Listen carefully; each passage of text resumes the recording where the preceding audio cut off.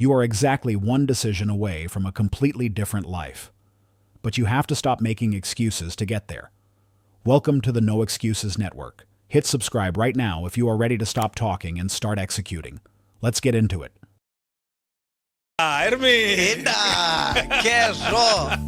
Shabuzi. I'm good at you, Brad David. It's grand. It's a special edition. This I've interviewed a lot of older guys. And you're literally the youngest guy I've had in the studio. Unless you're the same age with who's this? Joe Nina. Surely not. No, how old is Joe Nina? He's probably in his late 40s. No. Untwan. I'm still alive. Untwan. Was Jenny Chris Williams here? Jenny sits at same chair. Same chair. She's amazing. Jeremy Mansfield. Mansfield? Same chair. Wow. How's that like?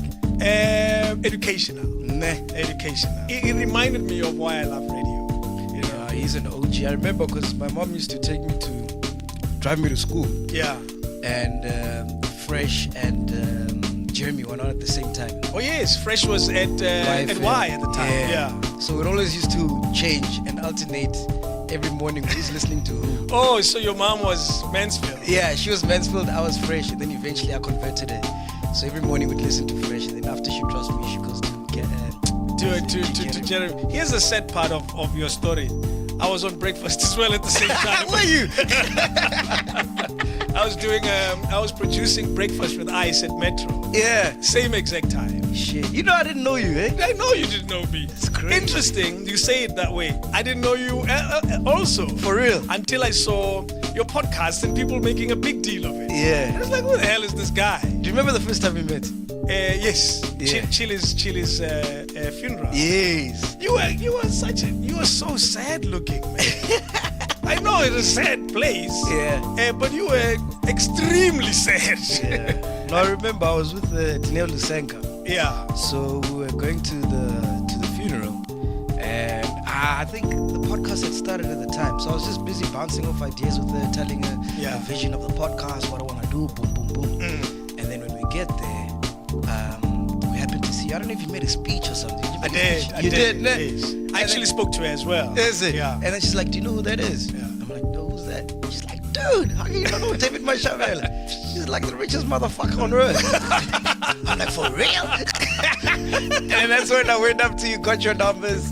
And then I think subsequent after that, we met a few days. Yes. And then I told you my ideas. And then, here we are. We met quite a lot of times after that, actually. Yeah. Because you came to SABC for a chat. Exactly. And there were these guys who go to that engineering school there. Yeah. And they were so excited. When we were outside. Exactly. That's when I realized that this Macg thing is actually quite serious. These random guys came. And they were almost like trying to make you feel good because they said, don't worry, man, it's going to work out. It's like, what the hell is going on? Yeah. It was quite an interesting time that, let me give this guy a check because he's drawing my attention. What do you want? I know you like to be hands-on. I know, it's a bit of a problem. I do it a little too much sometimes. Yeah, I had to learn also to let things go because I used to do everything. Yeah, I know. But sometimes you just got to let go and trust the people. I struggle. You know what? I've gotten better in certain parts of my life. Yeah. But I'm still a bit of a mess in a lot of. But it makes sense because again we come from a radio background. Yes. And we control everything. You know, you got the whole desk there. Exactly. You know how you want the show to sound. Yeah. How it must, Do you know what? We're gonna leave this part. We're going to leave it going. I don't mind it at all. Let's put it up for Patreons. Yes. Why not? You ready, Shakes? Shakes, we have to go. Dude, we are on the roll, man. We're on the roll. Okay, all right. We're talking about how much money I have. Yeah. I have nothing. You don't have anything? No. Yeah? But they say you must behave like you do and then it'll come. Yeah. You must say you have it if you believe in these affirmations. I am the richest you've ever met. I am the richest I've ever met. Yeah. And that's cool. That's my belief. Yeah. But your journey is amazing, man. Yeah. Who's interviewing me? But thanks for having me, man. I hardly do interviews. For someone who interviews a lot of people, I actually hardly do any interviews. Do you remember doing one at all? The last one I did was with John Savage. but Okay. it was via Zoom. Oh yeah, so it's not always the same. Yeah, no, it's not. The Zoom thing, because with your podcast, you haven't done the Zoom double screen thing.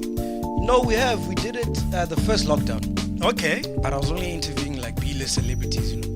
I had to keep the A-listers for after lockdown. Who's B-list? Are you willing to mention who's B-list?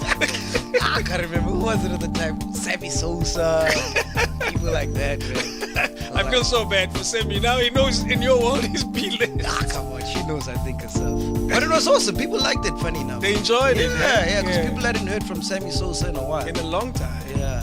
But yeah, no, we kept it going via Zoom, but it wasn't the same. You know, when you like this, it's more personal. That's true. You know. This is a special edition, and I normally, and I say this, and now that we're talking about A's and B's in terms of listing, I normally interview people that I consider absolute legends, intimidating, legendary, who've done hundreds of thousands, sold hundreds of thousands of albums, and so forth, who have 20 albums in their arsenal, or who've been on radio for 30 years or so, and the idea of interviewing you. It made me realize that there are people who are young legends. People who you can tell where they're going is actually quite promising. And they are redefining the way we do things. And you certainly belong in that category of people. Thank you, man. I mean, I haven't been on radio for 30 years. I haven't sold millions of albums, but I'll take it. I think you're redefining a moment in the transition of South Africa from a tech and fourth industrial revolution moment. This is a moment that COVID has forced us to change. And you are literally one of the... We were in an interview, rather not an interview, a meeting yesterday with you. And when I looked at your numbers, like, this guy's numbers are actually quite more ridiculous than I thought. Yeah. Was this a surprise to you, this thing that you're doing? 100%. Like, it literally fell on my lap. Yeah. Like, I never planned for this. It wasn't something that I was like, you know, I want to be the biggest podcaster in the country one day. Yeah. I was fired from 947.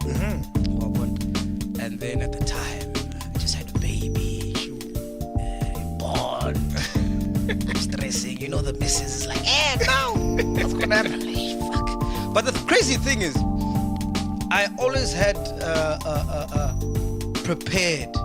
So after I got fired from Y, I realized, shit, this industry, like, you know, you can buy a house with a pool today, but tomorrow you can't even afford the pool cleaner. Yeah. You know, it changes so like that. So even when I got the 947 gig, in the back of my mind, I was always like, okay, cool, I need something more sustainable, because I do radio because of pure passion. And now that I'm getting older and I've got a family, I need to make this work, you know? So I was like, but this industry, you know, anything can change. You're hot today, tomorrow you're not. That's true. So even though I was doing my radio show, I was always thinking of ideas of, okay, cool, what can I do? Let me start an app. You know, something more sustainable for long term. Interesting. That was our first conversation. Exactly. You know what I mean? So if I could have, let's say, if I came up with Spotify, right? So I've got this business, Spotify, it's booming. Now I don't need to rely on radio to be my main income. You know, I can now do it for fun. That's because true. I know that financially I'm covered. So I always knew that one day they would let me go. And then when they gave Ayanda MVP 6 hours, that's when I was like, And then they got rid of you. when they gave us 6 hours, it's time, chief. It's time to start, you know, emailing Imagine that. people and stuff like that. Jeez. Because I was doing midnight, these arbor hours for like 3-4 years. Okay. Hoping, you know, I'd get a break. You get a better one, yeah. Here's Ayanda, she comes, she gets daytime, I clean. Jeez. And then after that, they give her 6 6 hours. hours, like- and I'm there, I'm like, fuck this shit. Yeah, you're out. You know, I didn't quit or anything. No, yeah, you hung around. Hung around. You know, you gotta pay bills. Yeah. But I was shopping for the first time ever when I was at Prime Media at that time. Okay, I was like, alright, cool. It's time to start shopping. Looking around, yeah. And funny enough, all the people that I reached out to never got back to me, and now they do. But we're having different discussions. We'll talk about that, because you told me that story, that there's a lot of people who are suddenly coming back. Yeah. You know, even 947 called and said, hey man, this is not bad what you're doing. Yeah. It's an interesting thing. But I want to go back to you. One of those guys who've been fired a few times on radio. And take me to the first time you got fired and what you did. First time, it was what's the word? Culmination, is that a word? Yeah, it is. Of a lot of events. So I was young, man. I started at YFM when I was like 18. Yeah. So behind the scenes, I do a lot of shit that would get me to trouble, and they'd always try to reprimand me. Like a little kid. Yeah, you know, I mean, I think they even forced me to join Y Academy. Okay. Because I didn't have any theoretical radio experience. It was just a natural thing that I loved, but I didn't have the theory of why we're on radio, what's happening, whatever, and structure, you know. So they forced me to get into Y Academy, which was a blessing because that's when I got introduced to Howard Stern. Okay, wow. Yeah, in one of the lessons they played private parts. Yes. And I'm looking at this guy, fucking hell. I want to be this guy. I want to be this guy, you know. Because before I met Howard Stern, the stuff I was doing on air didn't make sense.